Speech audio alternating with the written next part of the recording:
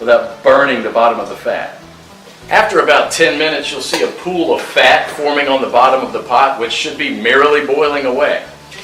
You can rest a little bit now and stir it maybe only every 5 minutes, just to keep things well mixed. After about 30 minutes, the liquid fat should have risen enough to cover the chunks, and it should look like a rolling boil. So as this liquid rises, you can go ahead and lower the temperature down to about 230. After about an hour, the major boiling action will have stopped, and there'll just be small bubbles rising from the fat. About 90% of the cracklings will be a chestnut brown in color.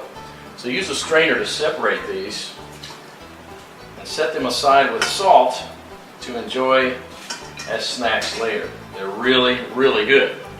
And if you don't like them or don't want to eat them, you can set them aside to cool for dog treats. They're good.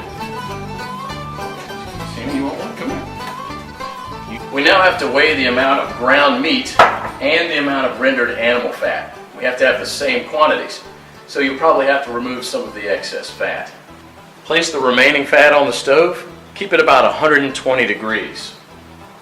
Mix the shredded meat into the melted fat and stir it until it's well blended.